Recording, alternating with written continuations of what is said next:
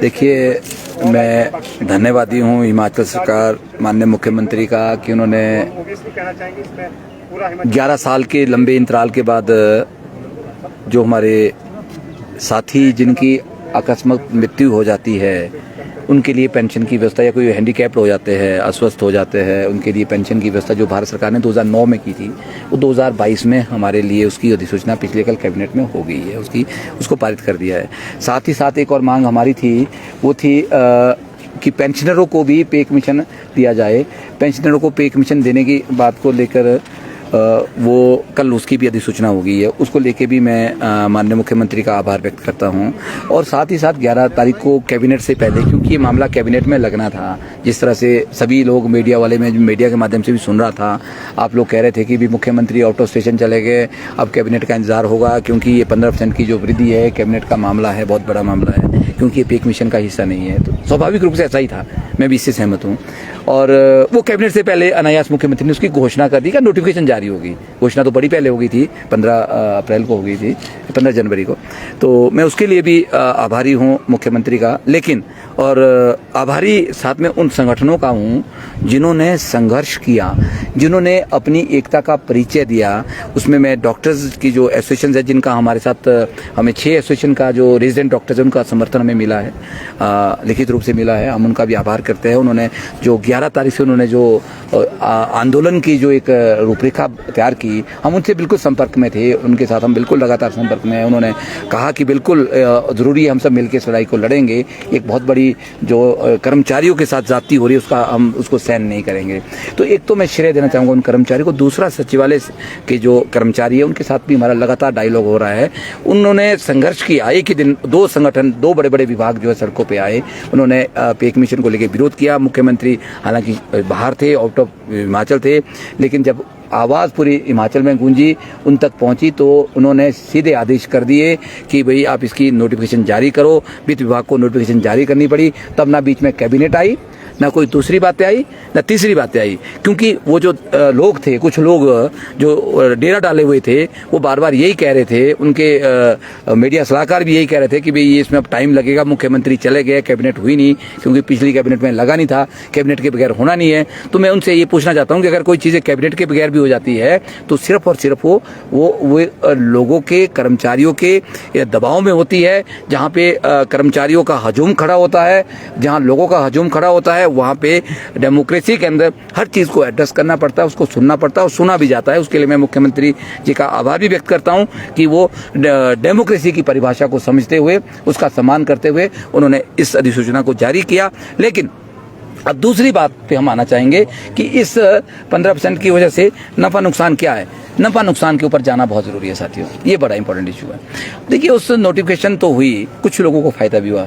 मैंने पहले भी कहा था कि अगर 15% की नोटिफिकेशन होती है वर्तमान हालत में, जो परिस्थितियां भी चल रही है, उसमें मुश्किल से 20 या 25% लोगों को फायदा होने वाला है, जिसको ऑप्ट कर पाएंगे, बाकी नहीं कर पाएंगे। ये बात मैं आज नहीं कह रहा हूँ, ये मैं बहुत पहले कह दी थी बातें, बहुत पहले से आपके माध्यम से ये बात को कह रहा हूँ। अब वो कैसे होने वाला, हमने उसकी कैलकुलेशन पहले कर दी थी, कौन ऑप्ट कर पाएगा, कौन नहीं कर पाएगा, हमने वो भी बता दिया था, किसको फायदा होने वाला है। लेकिन उसमें एक बड़ी खूबी उस नोटिफिकेशन में क्या आई, 2-3 बातें उसमें कही है। एक तो उसका जो क्लॉज नंबर 4 का सब रूल 2 का पैरा नंबर 2, उसमें हमने पढ़ा होगा कि अगर जूनियर जो है वो आगे सीनियर से आगे जा रहा है, सीनियर से आगे जा रहा है इस 15% के कैलकुलेशन में, तो उसको आगे नहीं जाने दिया जाएगा, वो सीनियर से कम उसको रोक दिया जाएगा। ऐसा नहीं होगा कि भी उसको आगे जाने दिया जाएगा, जहां वो फिक्स हो रहा है सीनियर को भी जो है उससे आगे ले जाएगा, उसके बराबर लिया जाएगा। ऐसा होता रहा है। होता क्या, नॉर्मली कब खत्म होती है, एक हायरार्की मेंटेन करनी होती है, सीनियर और जूनियर के बीच का एक जो स्टेटस होता है मेंटेन करना होता है। उसमें क्या होता है, अगर जूनियर आगे जाता है तो सीनियर को भी उसके स्टेटस उसका अपग्रेड करते हैं, उसको स्टेप अप बोलते हैं, उसको स्टेप अप कहा जाता है। लेकिन इसमें ऐसा नहीं कहा, उन्होंने स्पष्ट शब्दों में कहा कि उसको वहीं रोक दिया जाएगा जहां सीनियर, अगर वो सीनियर से आगे जा रहा है उसको पीछे कर दिया जाएगा, आगे नहीं जाने देंगे उसको, वो वहीं ब्लॉक हो गया, एक ब्लॉक। दूसरा बड़ी बात क्या कि उन्होंने पंजाब में क्या था, एक बात कही कि हम जो है इस 15% वाले ऑप्शन के साथ जो है आपको एरियर नहीं देंगे। लेकिन पंजाब में ऐसा नहीं है।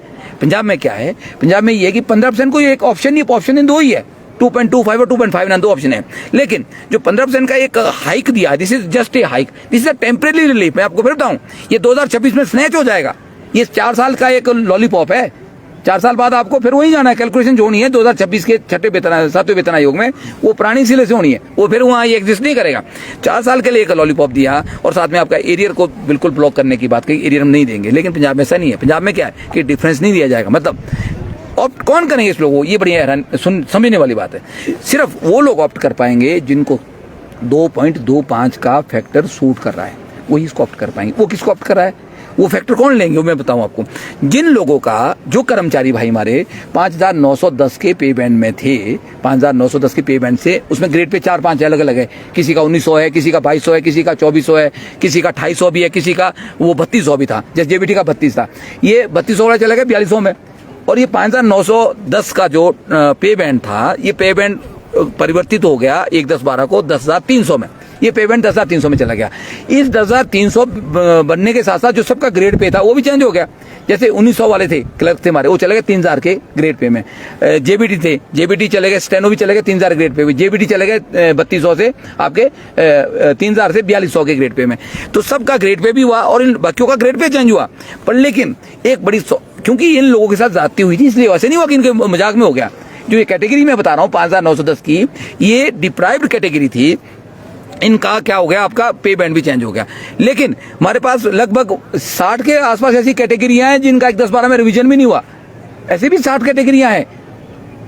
इनका तो बाकियों का तो हो गया है, लगभग 200 कैटेगरी का हुआ है, 100 कुछ 160 का हुआ है, लगभग 169 का, लगभग 60 के आसपास कैटेगरी ऐसा जिनका 1-10-12 को भी हिमाचल में रिवीजन नहीं हुआ। उनकी तो नॉर्मली बहुत ज्यादा खड़ी होगी, वो तो बेचारे रो रहे अभी भी, जिसमें योगा है, लाइब्रेरियन है, लेबोरेटरी असिस्टेंट है, बहुत सारे और लोग हैं और कैटेगरियां भी और डिपार्टमेंट की। तो अब मैं क्या बात कह रहा था कि जो ये 5,910 की कैटेगरी थी, इनको फायदा हुआ 15% की ऑप्शन से निसंदेह। और यही ऐसी यही एक कैटेगरी है जो रिकवरी में भी है, आपको बता दूं मैं। देखिए बड़े समझे, अब लोग परेशान ये है कि क्या होगा हमारा। अब उन लोगों को क्लियर कौन करेगा, किसकी जवाबदेही है, हमारी फाइनेंस डिपार्टमेंट की जवाबदेही है। अब आपको बताऊं, पंजाब के अंदर एक ऐप बना हुआ है, पंजाब सरकार ने एक ऐप बनाया, उस ऐप में लोगों ने क्या किया, कड़क दे के अपनी बेसिक डाली, 3 ऑप्शन आ गए उसमें फट से, 2 मिनट में आ गए। उसको पता लग गया कि किस ऑप्शन से फायदा हो रहा है, उसमें कोई कंफ्यूजन नहीं रहा लोगों को। हिमाचल, अगर पंजाब सरकार ऐप बना सकती है कर्मचारियों के लिए, तो क्या हिमाचल में भी ऐसी ऐप हिमाचल प्रदेश के कर्मचारियों, देखिए मैं कुछ आंकड़े आपको दे रहा हूँ, वर्मा जी दे रहे हैं कुछ, और सभी कर्मचारियों को इसकी नॉलेज नहीं है, इसलिए आज तक ये मुद्दे दबते रहे, ये मुझे दबते रहे। ये 1-10-12 को भी 2012 में मुद्दा दब गया, शायद इस बार भी मुद्दा दब जाता। लेकिन आप सब मीडिया बंधुओं का बहुत सहयोग रहा मुझे, मैं आपका बहुत आभार व्यक्त करता हूं कि 8 तारीख को आपने मुझे बहुत टाइम दिया, बहुत झेला बहुत ज्यादा मुझे, कि जिस तरह से मैं आपको मैथमेटिक्स पढ़ा रहा था, तो मैथमेटिक्स आपने सुन लिया और उसको समझ लोगों को आगे। अब क्या है कि जो रिवीजन हुआ है वो इसी कैटेगरी को उसका फायदा हुआ है। अभी 14-15% भी यही लोग लेंगे और इनको ही रिकवरी लग रही है, इसी कैटेगरी की रिकवरी लग रही है। अब ये लोग, सरकार ने, हिमाचल सरकार ने उस 11 तारीख के नोटिफिकेशन में एक शब्द कहा कि हम क्या करेंगे, आपको एरियर नहीं देंगे, किसी तरह का नहीं देंगे, डिफरेंस भी नहीं देंगे, 1 रुपया भी नहीं देंगे, जबकि पंजाब में ऐसा नहीं है। लेकिन वहाँ एक बड़ी बहुत, जिसको कहते हैं ना, बड़ी उस्तादी के साथ से फाइनेंस डिपार्टमेंट ने एक बात कही, वो साइलेंट हो गया कि आप रिकवरी भी लेंगे कि नहीं लेंगे, क्योंकि 15% की कैलकुलेशन तो नोशनली फिक्सेशन कर रही है, आपको 1-1-22 को वहां तक ले जा रही है। That is not a calculation, that is not a factor, जो मैं समझ रहा हूं, जितनी मेरे को नॉलेज है, जितना ज्ञान है। और अगर 2.25 के हिसाब से कैलकुलेशन उन लोगों की होती है, तो डेफिनेटली वो लोग 1 लाख 1.5 लाख की रिकवरी में है मैक्सिमम लोग जो इसको ऑप्ट करेंगे। तो क्या सरकार उनकी रिकवरी लेगी? ये एक चिंता का विषय, बहुत बड़ा इश्यू है। और हम चाहते हैं कि हिमाचल सरकार, फाइनेंस डिपार्टमेंट एक श्वेत पत्र जारी करे, एक लेटर नोटिफिकेशन जारी करे कि हम किसी तरह का किसी कर्मचारी का एरियर नहीं लेंगे। तब तो एक बात हमारे को मानना है कि कुछ तो रिलीफ हुआ है, तब तक रिलीफ नहीं हुआ, क्योंकि 4 साल में आपने 4 साल का फायदा, ये 4 साल में जो बढ़ोतरी लेनी है ना, उतना आपने एरियर ले लेना है, एरियर लेना, तो उसको तो कर्मचारियों को कुछ मिला नहीं भाई।